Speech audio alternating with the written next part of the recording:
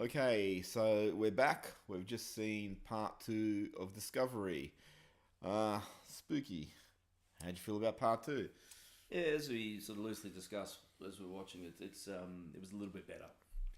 I guess it sort of started finding a little bit of a way.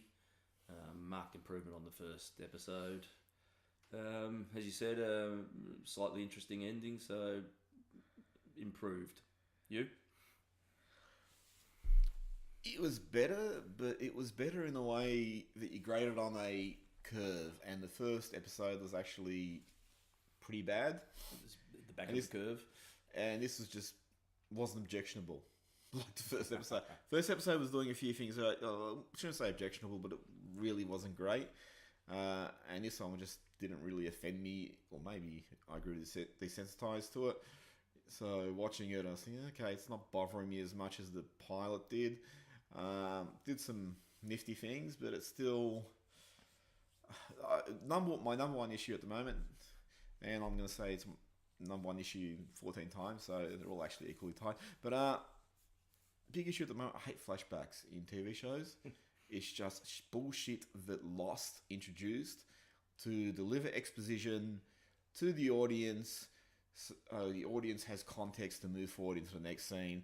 And a lot of the time, and as happened with Lost, and a lot of shows do it now, like Orange is the New Black and all that, you get all this backstory and you look and you go, you know what, if I didn't see that, I would be no worse off. Well, I was going to say I think there was three flashbacks in this one, and really, what was added, what value was there? No, there was nothing. And it's, you know, and as we explore the Michael Burnham character, I actually a little bit annoyed at this. With Star Trek, you've always had the human characters on human journeys, and then you've always had that one observer who's looking from the outside in. So in the original series, it was Spock. In Next Generation, it was Data. In Deep Space Nine, it was Odo. In Voyager, it was meant to be Tuvok, I guess. But Voyager's not a great show. And in Enterprise, it was meant again to be to Paul. Was that his name? Paul, yeah. Yep. This show is trying to invert that, where your protagonist is the outsider looking in back on her own culture and trying to find a way to integrate back into that culture and finding conflict because she's struggling to reconcile her emotive responses, which conflict with the logic that has been at the foundation of her upbringing. Yeah, but just on that, for me, you're seeing a bookend of that. Clearly, in the here and now, she's a lot more human. Back then, she's just another Vulcan clone. So we know over the 7 years, she obviously has a struggle within herself and finds some sort of balance in the Force. And she's what she is now, but there's no sense that she's in conflict for a great amount of conflict. She's in some conflict, as in the first episode when she neck pinched the captain, because what'd she say? She was an emotive response versus logic. And she's had a few scenes where she's done that. She's sort of exhibited logic versus the human response, and they've tried to portray that a lot more subtly. But what I was going to say, in any case, is it doesn't work as a filter, because in any form of storytelling, your protagonist has to be relatable to your audience. And I'm pretty sure you haven't spent childhood being brought up on Vulcan. No. I haven't. I haven't tried to neck pinch anyone today either. No, and so it's very hard to fit into her shoes and to empathise with what she's doing. Whereas the original series also, the original series, obviously with Kirk, no one's, we're not swashbucklers or anything, but that's the guy we aspire to be, the heroic, leader who'll take on all risks, who'll come out with that last minute save, and who's a womanizer and all that sort of thing. And you go, yep, that's really cool. That, as a guy, you look at it and go, yeah, that's the hero I want to be. And similarly with Next Gen, you look at Picard, he's measured, he's always in control, he's calculating, he's charming, he's very well educated, he's intelligent. And if it's not Picard, then you empathise with Riker because that's an ensemble cast. They just split Kirk down the middle there. So it's an ensemble cast, so you'll always find a way. And Star Trek's always been really great at doing that, representing the various characteristics of being human through different characters. And sometimes it does it with a one-dimensionality, like you get alien races who are really just based on one characteristic. Klingons, honor. Bajoran, spirituality. You know, so you always sort of... Cardassians were like, you know, this... I don't know, this aggression. Ferengis were about finance. Yeah. Ferengi were avarice. You know, so you always get these characters who are very... whose whole philosophy is built on just this one characteristic. But the really good thing about Trek is you've always been able to sort of say, I could be that person. And that's like, if you go back to the original series, you had, you know, Uhura, Nichelle Nichols, was a great example for black people who were being oppressed, who could look at her and say, in the future, I could be equal. And it's always done a great job of doing that. With this cast, or this crew, not this cast, I'm sort of looking and going, I don't know where I fit into this. And it's not because the protagonist is a woman. It's got nothing to do with it. It's just the way they've framed her as someone who doesn't quite fit. And I know, obviously, you know, might have all experienced that, but it's just that grounding that she has. And then when she's in, and it's probably the number one issue, which I'll say again, issue that this second episode had was whenever she was in any great conflict, what she do? Dial home. And she spoke to Sarek, and in one scene, as you know, scoffed when it happened, she had a transwarp mind meld. That was incredible. So, yeah, and again, that's a very convenient thing to happen. And I think, for me, what I want the character to do, any character, not this character specifically, but any character is, okay, put me in the character's shoes, and whenever they stumble, whenever they have to find their way over an obstacles, do it in a way that I can relate to. I cannot relate to fucking calling Sarek. You know, if I have a problem in my life, I can't call this ultimate font of wisdom. You know, I can talk to my, you know, family who might have varying opinions, but, you know, Sarek's this overseer of logic and foresight and intelligence. And that's just a real cop-out for me. I reckon if you remove the Sarek device from what's happening in these two episodes, it works a lot better. It works as a first officer who's a little bit out of her depth, trying to find her way. And when she faces obstacles, she needs to work her way around them. Yeah, I actually thought that would have been better for that character who actually worked her way out of that circumstance. It sort of reminded me of being in an adventure game and being stuck. So you just alt tab out and then you go and do a Google search on what the solution is. You read somebody else's opinion, you apply it, you get out of that situation. Yeah, it was a cheat. Yeah. And that's really bad. It would have been better for her and for her character's growth from us as a viewpoint to actually see her work her way through that solution and arrive at that conclusion, which she ultimately more or less did anyway, but she needed that motivational speech. How? You're about to die. Surely your motivation to survive is enough. And in a show like this, I mean, we've only seen 2 episodes. What's the season? 10 episodes? Probably. So maybe they're going to take the character places we're not foreseeing.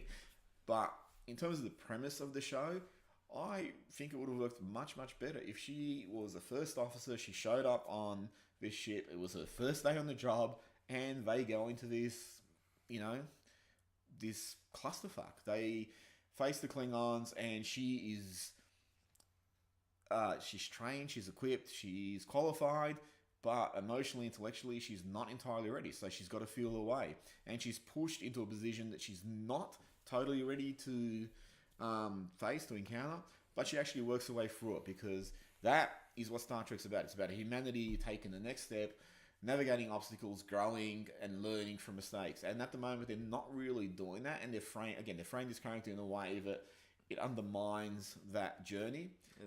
They're also making her out to almost be like a chosen one as well. You know, Sarek's there to provide the solutions because you've got more potential. You're capable of great things. You can't die now because you've got to go off and do this. It's just, it smacks of being a chosen one. I mean, but and that's actually really annoying, because again, if you look at Trek, and Kirk's a little bit different. Kirk wasn't the chosen one, but he was the maverick officer, the prodigy, and all that sort of stuff. Whereas when they went into the series from the 80s onwards with Next Gen and that, none of those officers are prodigies. They were just really good officers. When you look at Picard, he was just an exemplary officer. That's why he was in charge of the flagship. He was the best of the best. And I like that, everyone likes that prodigy who's going to come out and surprise and shock everyone. But in terms of storytelling, we're probably a little bit more mature now, and it's not bad to have someone in charge because he's or she good at their job. Or they're good at their job. They're the captain because they're the best that they can, of the best. And again, as you said, I mean, she's like a little bit of a chosen one, and that is a bit of a cheat. And as a storytelling device, you get this thing, and the new Star Wars is going to do it also. It looks like of the chosen one, the prophesied one, or prophecy one, or whatever. And it's like, it's now fucking boring. Who cares anymore about the chosen one? Yeah. It's something that's just like, there's nothing special about it because it's been done so much. It's become a cliche. And if you look at the prequels of Star Wars, Anakin was the chosen one. It's like, oh, who cares? And now they're sort of saying they might do that with the new series, the second movie. In terms of this one, who really gives a fuck? She's not relatable if she's the chosen one. None of us are the chosen ones. We're just average people doing the best we can. And that's what's always been at the heart of Star Trek, is people facing issues and overcoming them, because that's what humans do. They go on. If I was Picard now, I'd give a great speech and correlate it to some Shakespeare quote. And then kill all the Klingons. I guess, probably just thinking about it, then it was done in DS9 with Cisco being the emissary. I guess, I don't think the intent here is to parallel any of that, but it can work inside of Star Trek, but... In DS9, they really qualified. I mean, Cisco never really... he does a bit later, but he doesn't really accept that mantle. Star Trek actually frowns on that mantle. And in terms of the chosen one, it's not some great universal bestowment. He's just really the chosen one to Bajoran people who thinks he's going to lead them out of the spiritual wilderness. So he doesn't have, outside of Bajor, doesn't really have very much significance. And again, why is he there? He's the best of the best in terms of what he does. And, Avery Brooks is brilliant at playing that. And as that series went on, that character really grew, and you never actually got the sense of they're playing it for him being the chosen one. That was always a mantle that sort of seemed to irk him. He was a single dad who was trying to make the best of a difficult political situation, and that's what he always done. That was Django Fett. Look, and we're only 2 episodes in. There's every chance that this could be dropped for the next episode, for all we know, or it could be pushed off into the background. A lot of these ideas don't often have a lot of traction in shows. If it's poorly received or it's poorly thought out, they'll just forget it ever happened. But this one does feel like it's been framed, it's been arced a little bit in advance. I don't think they're going to be responding. Episode 3 is already in the can. Episode 4, probably the whole season's already done. So they're not really going to be changing it in the short term. Obviously, in the original series, like Next Gen, you look at that. First 3 seasons, that's, over 60 episodes, they were really feeling their way. Geordie LaForge, played by LeVar Burton, started as the helmsman, which was meant to be a joke, the blind helmsman. Meanwhile, they rotated 3-4 different engineers, and in the end, it was just, they made Geordie the engineer. Wesley, played by Will Wheaton, just was flicked. Tasha Yar, played by Denise Crosby, she didn't quite work out. And Worf, which actually now when you look at it respectively, the Klingon should be the head of security. That's a pretty good, fit. So things work themselves out. In terms of this, in terms of storytelling back then, or in terms of a series, until about Buffy the Vampire Slayer and Babylon 5, which succeeded Next Gen, they were storytelling. That was storytelling where you had arcs, where characters grew into certain roles, where you began episode 1 here, and over the course of 22 episodes, that was the big bad dog in the face, and everyone was on this journey. Whereas before that, it was, Next Gen was very self-contained. Yeah. So that wasn't really mapped out. It didn't seem very much mapped out. This feels like it's mapped out quite deliberately, which is why they also start on a certain ship. As happened in this episode, Michelle Burnham lost her... Michelle. Oh, sorry, yep. Sorry, you probably should have been Michelle. Would make more sense. Even the French Michelle. Yeah. She lost her commission. She was sentenced to lifetime imprisonment, which seems pretty tough. A couple of years later, they're going to be giving Kirk a ship for doing all this crap that she did. But are we in the Abrams universe now? No, I was thinking about Star Trek 4 when this is after he steals the Enterprise, goes back in time, gets to Wales and comes back. Yeah, he saved everyone. That was Kirk's job. But that was, they sort of like plan it. Anyway, but this feels like it's quite meticulously planned out.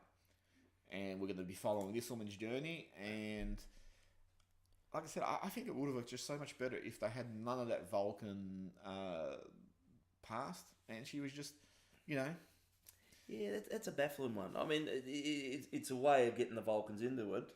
But the Vulcans, in this particular instance, would have been there at any rate. I really object, though, to Vulcans being shoehorned into this universe because they're Vulcans. In the original series, obviously, that was the first Vulcan and all that, so that was great. Next Gen did a great job. They just said, well, I'm not going to have a Vulcan in it. I mean, they ended up doing a clone with Data to a large extent, but they just moved away from it. And DS9 used Odo in that sort of similar role, that observer, but at least they stayed away from the Vulcan prototype or archetype, and Data had his own journey, and he actually had they explored it when he found his creator, and they found there was other androids like him. Odo's backstory turns into fucking really good stuff, in terms of why he's there and all that. It's brilliant in DS9. And then you look at something like Voyager, where they just went to, let's have a Vulcan in there. It's like, you've done this, you're not showing us anything new. Enterprise, same thing. You've done this, you're not showing us anything new. Move forward, do something else. Okay, in Discovery and Fairness, it's a human who comes from a Vulcan background. Yeah, but Sarek seems to be, he's going to be a periphery character, no matter what. Especially since he can just beam into her head anywhere she is. But as I said to you too, I mean, the really funny thing, this is set 10 years before the original series. Spock should be in this universe serving on board the Enterprise with Captain Pike at this point. So it's sort of funny that, in the original series, Sarek, always had that reservation about Spock being in Starfleet, but with this Ward, with Michael Delving or Michael Burnham, he just go into Starfleet. Why not? And he's very encouraging and nurturing, and he's clearly emoting, but with Spock, he was just a prick. So that's a bit of a contradiction in the way they're developing that character. I'm sure someone will say, but it's different because she's not his actual child, and she's human and all that. He's putting it back. Yeah, but in terms of context, I just don't think you needed it. I think it would have been interesting enough if she was just simply new into that command. Crack officer. Yeah, crack officer, promoted, like she was the prodigy. She's promoted into that. She does suffer diffidence. She's thrown into a really difficult situation first up. She's a bit of a hotshot. She does make some wrong decisions, and she pays for them. And it's like, well, why do we need all the Vulcan framing? That sums up a human person right there. Yeah, I mean, how many people out there can relate to sort of thinking, I've got this covered, messing up?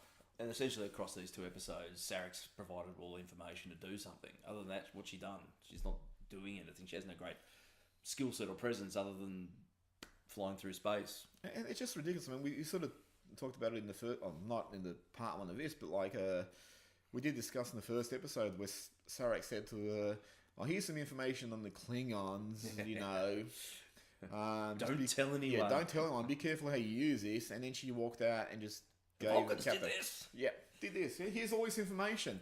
And it's a massive cheat. I remember I was reading an interview years ago with Robert Beltran, who played Chakotay on Star Trek Voyager, and he just said once Seven came on board the Voyager, the rest of the crew were just redundant because Janeway did what she wanted, and whenever they encountered something they'd never faced before, she consulted Seven, and Seven just delved into a repository of Borg knowledge and came out with an answer. And then Janeway claimed it as her own. Yeah, and that's all that ever happened in that series after a certain point. And this, to me, feels like you don't, I mean, it might change. She might, Michael Burnham might divorce herself from Sarek, but it just feels like you're getting the answers from someone else. I don't know, maybe the lesson is she's going to stand up for herself and choose her own answers. But again, I just don't think you really needed that as a backdrop. Yeah, so clearly the first 2 episodes are a launch into, I guess, what's going to become the series proper. So presumably now this one finished with her being sentenced to life imprisonment on the Orville.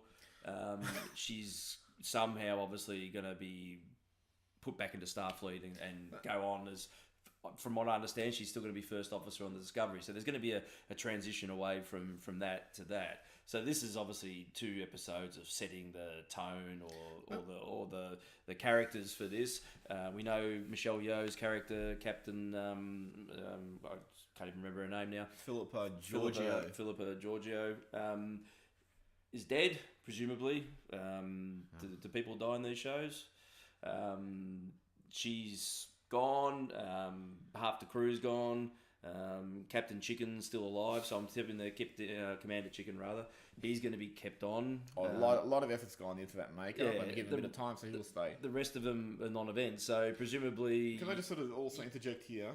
Sorry to interrupt, but there's also a scene where Michael Burnham was thrown into sickbay, into the brig. Into the brig, yeah, and some guy who suffered an injury, concussed, walks in confused. Yeah, the helmsman. And it's like, you know what? You've had 98 faceless people in your 40 minutes prior to this. I don't know who this guy is. Maybe you should have flagged him a bit more. Sorry, but go on. It didn't matter. His job was just really to come in and fill her in what happened, and then he got sucked into space. So yeah, I would imagine there's going to have to be some sort of connection back to those 2 episodes. So I imagine Commander Chicken's going to be the familiar face when she arrives on the Discovery, and so where they take it could be. I'm actually hoping when she goes on the Discovery, she says to him, "Why the long face?" Yeah, I kind of hope he doesn't, or she doesn't. Just sort of go back to the brig too. Like the helmsman comes on and fills her in. Why'd she need to be filled in? Half the ship's been destroyed. She can extrapolate what's going on. She knew what was on when she was arrested. The ships were there. Yeah. The 24 non-coincidental ships were there that she could have put 2 and 2 together pretty quickly that they'd fired on them. And it's one of those things where, well, I guess this show's probably actually done it a little bit, is where they keep arming the character with information. And it's like, maybe it'd be better if she doesn't have that information and she just works it out. Yeah, for a show that's called Discovery, maybe she could have one. Oh, that would be good. So, yeah, look... aesthetically, I thought it looked better. There was less twirling of the camera. I thought the lighting was better. Some of the effects looked better. The Klingons are still a concern. Klingons are terrible. The Klingons are appalling. Whoever's idea it was to reboot the Klingons to make them look like that. I mean, half of them look like they struggle to speak. The other half look like they can't make any expression. It just sort of seems all really pointless. I mean, I kept imagining what the Klingons we've known for 40 years would look like in those scenes. I think, shit, they would look kick-ass. It would be hilarious down the track if they take the DNA from what's her name, Philippa, and they use that to come up with a hybrid Klingon, which are the ones that we saw in TOS. To make that would work, except in the Enterprise. I'm speculating. Yeah, in Enterprise, we already saw the other ones. Yeah, but I always thought with the original series, they were just simply Klingons who didn't have the ridges or developed the ridges later. And in early Encounters with Humans, Klingons just used those ones because they were non-threatening in terms of the appearance. And then later on, as they became better known, they used the ridged Klingons. And the guys like Kang and all that who appeared in the original series but then appeared in TS9 with the ridges, I thought, maybe the ridges just developed later on them. You don't really have to go through a massive stretch to explain these things. No. But I guess, the Klingons were a byproduct of, in the original series, what were they meant to be, the representatives of the Russians or something?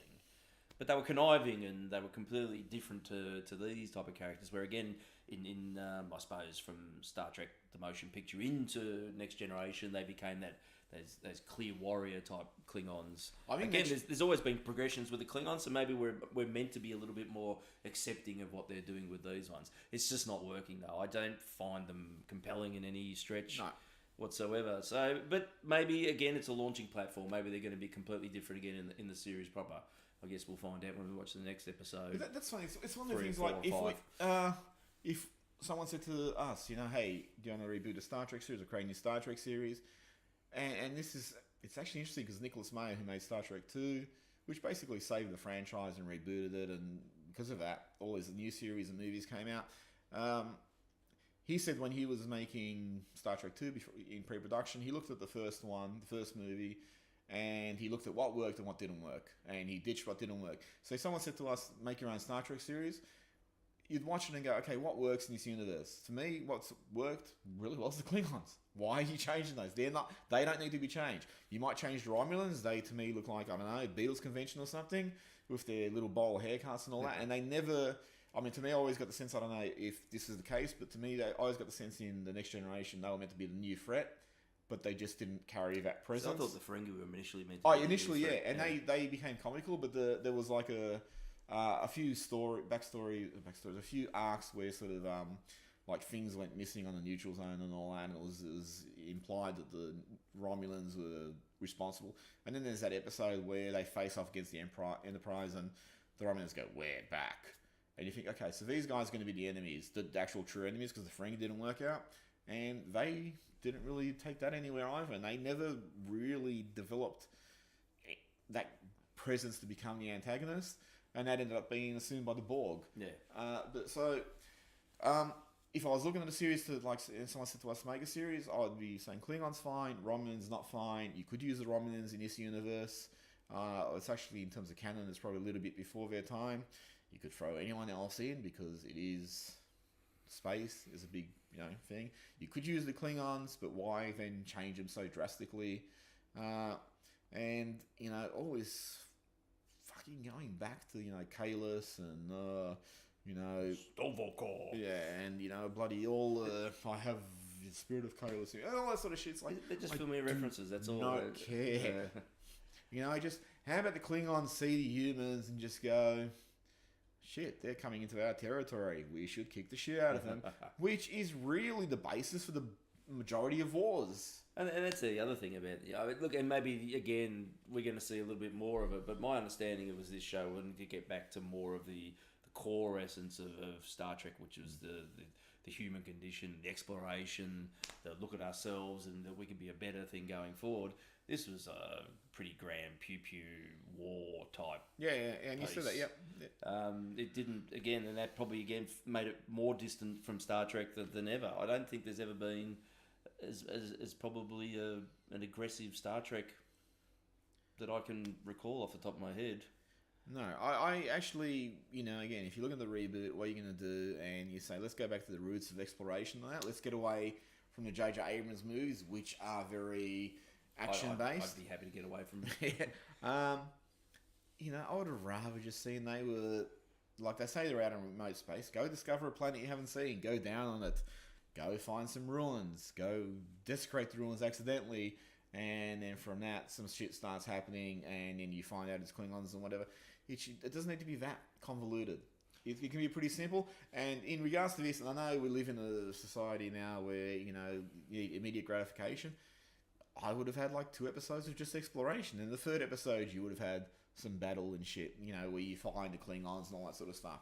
I would have hinted at that maybe in the first 2 episodes, but I would have actually liked to just go back to some pure exploration, and just that wonder of, space, the final frontier. Where is that?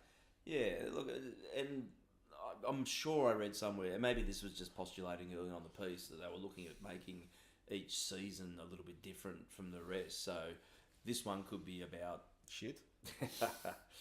Could be about the establishment of the Klingon Empire and the because it was hinted at that there was wars and stuff with the Klingons in the original series, and they're sort of at a bit more of a peaceful impasse. So, and in the case of that 10 years, obviously there was a conflict that happened. Maybe this season is looking at that. The next season could be then about that being resolved and exploration being on the agenda.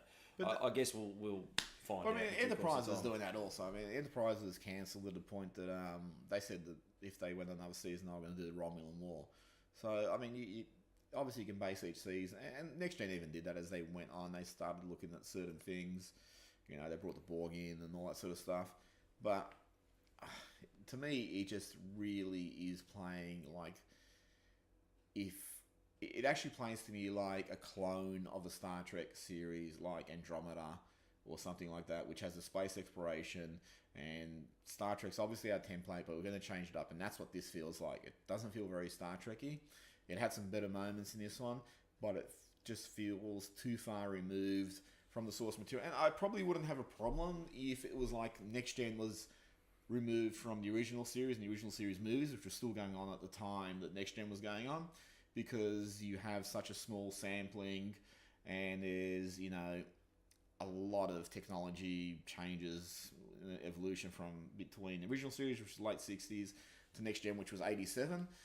So that's fine, change it up a bit, but it's still, Next Gen still used the original series as its foundation. This feels like they've just left not just the original series, not just Next Gen, but 4 series, is it 4 series or 5 series? Actually 5 series, 10 movies, discounting the J.J. Abrams movies from the original universe. I'm discounting it. Yeah. And you've gone, well, look, that's hundreds of hours of television. Why have you so drastically departed from it? And it does feel probably like it is trying to distance itself, but pay homage at the same time. But not just that, it also appealed to those JJ Trek fans who've seen the JJ Trek ones, like the action, and they thought, well, we have to hook them in also, because as a franchise, Star Trek needs to be more Star Warsy with battles and heroic characters and sacrifices. It'd be interesting if that was the case. It's because the JJ Treks, I suppose, and beyond, were all diminishing returns in terms of, I suppose, of box office and interest. I don't think there's any more films being made. So to take a route that was copying something that was probably on a minor decline would be an interesting take to take into this series. But it's also a thing that a lot of sci-fi now is that action-based type thing. Unfortunately, good sci-fi used to be about commentary on issues and exploration and all that sort of stuff. The betterment of everything. But there's just a lot of pew and flying flotsam and space effects and explosions. And we got it all in this show at the moment. But and that's again the thing. We've had this discussion a lot, where in sci-fi, in terms of sci-fi battles, the battle to me that still stands paramount is Star Trek: The Wrath of Khan, the Enterprise versus the Reliant under command of Khan, and it's just a very slow, laborious battle as they both navigate each other. Yeah, well, Maya based it on those classic sort of submarine battles. It's the cloak and dagger stealth, and surprise. It worked. It worked brilliantly. And it's beautiful. And the thing is, when they hit each other, you actually feel each hit. You actually get a sense that the ship's being damaged. You get a sense that systems are going down and all that sort of stuff. And it just creates a lot of tension and gravity. And then probably the next closest one to that is Star Trek 6, which is again made by Nicholas Meyer. And there's not really so much of battle there, it's just the Enterprise taking a pounding. But again, while it's taking a pounding, Spock and that reporting, well, shields are down to this, shields are going down and all that. So you actually get a sense the ship's being battered. In in pretty much every other space battle, like the 3 JJ Trek movies, there's just so much special effects flying around. There's so much crapping in the ship. You get no context to what's going on. You don't know what's causing damage. And actually, this extends to Star Trek Nemesis, the 10th movie. There's just it's just so much of a light show. You get no tension whatsoever because you don't know what's going on. In something like Star Wars, I accept it because Star Wars isn't really about that wearing down of an enemy other than, Return of the Jedi, where they concentrate all their firepower on the Super Star Destroyer. It is meant to be frenetic. You're not really meant to know very much more than bang, bang. And it's in Star Wars, it's really a dogfight between the fighters. You get hit once, that's it, you're doomed. That's pretty much what you know. In a movie, in a series like this, and in media like this, it is meant to be it is meant to offer you context. It's meant to create that tension. It's meant to be naval. It's meant to be a battle of strategy. Yeah. Not just fire. Yeah, standing opposite each other. It's like watching a 5-year-old play a video game. There's no tactics involved. Just got to keep shooting at everything until the other side blows up. I mean, you look at, and you talked about naval battles, you go back to the way that the battles are portrayed in Battlestar Galactica, the reimagined series. They went back and looked at a lot of those old naval footages where there's just that frenetic flak gunfire going off, 2 warships posed, blazing away at each other, aircraft flying around. And those battles really work well in BSG. You got a sense that some of that was in here, but again, it's that simple. None of the ships were doing great evasive manoeuvres. They're all just lined up facing off at each other, and then started firing and returning fire, and you're hoping the shields are going to hold long enough that your opposition gets blown away. I mean, there was one bit where I think there was a Federation starship that came over, got a Klingon in its sights. 3 shots later, the Klingon ship exploded. Yeah. Well, that's the weakness then of the Klingon ships. Why didn't all the other ones go down as quickly as that one? It was a strangely hemmed battle, I guess. You had to see both sides taking a loss, but ultimately without an overall victor. But you didn't know. I mean, what is the name of that ship anyway? It got hit how many times? Sinjin or something like that. It got hit repeatedly. It was losing, parts of the bridge and all that sort of stuff, or parts of the saucer, and it was still flying, and the force fields are coming in to retain integrity and all that. And again, you just sort of look at it and go, well, I'm not exactly sure at what point does a hit, at what point is a hit fatal to this ship? Because from what I'm seeing, it's been hit tons of times, and it's, they're saying systems are down, but you're not really getting a sense of any immediate threat until the very end, where they were drifting into an asteroid or something. Yeah, and then the tractor beam from the Europa did something.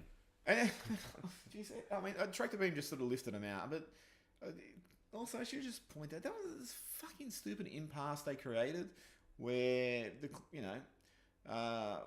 Europa was rammed by a cloaked Klingon ship, and then the Europa self-destructed and destroyed the Klingon ship, so that cleans them up. The Klingon in charge to Kuvma or whatever, I think he makes televisions or something, but he appeared to Captain Giorgio and said, "Oh well, you've seen the might of the Klingon Empire. We don't want to be friends." Blah blah blah. Off we go.